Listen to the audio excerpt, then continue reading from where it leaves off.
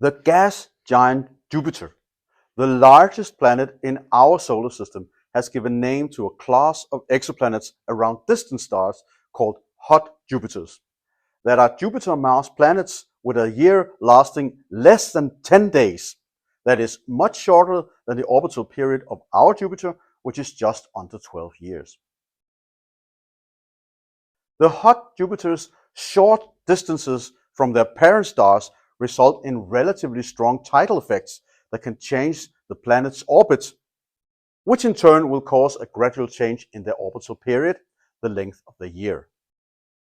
And if the particular hot Jupiter has been discovered using the transit method, where the exoplanet passes in front of the parent stars and causing a dip in its light as seen from Earth, then you can potentially measure a change in how long the transit takes across the star's surface. And that is precisely what a research group has done for 4 hot Jupiters.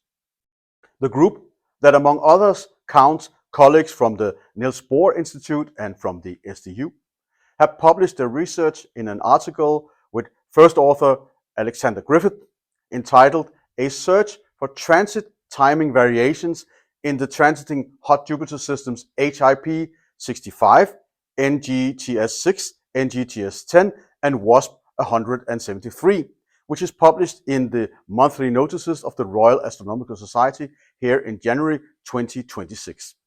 The researchers have selected 4 promising exoplanets to try to detect the tidal effects on the orbital parameters of the planets using the Danish 1.5 meter telescope sitting on the mountain La Silla in the Chilean Atacama Desert, and they have recorded 33 light curves from the transits of the planets and analyzed them together with data from the satellite TESS, the Transiting Exoplanet Survey satellite designed to look for exoplanets using the transit method.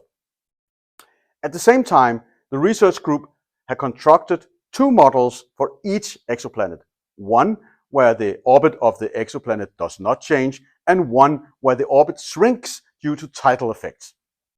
For 3 of the 4 planets, the model with the unchanging orbit fits the best. For the 4th, the exoplanet WASP 173, the shrinking orbit is the best fit, and the orbital period decreases by about 33 milliseconds per year. That is not very much, but over the eons, it all adds up.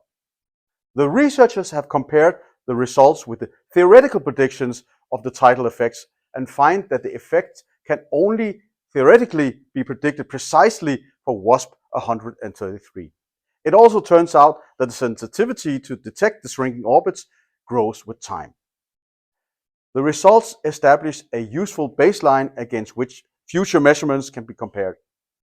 In addition, the researchers point out that 2 of the exoplanets where no defects could be detected in this study are among the planets to be observed by the upcoming ESA Plato mission, to be launched in 2027.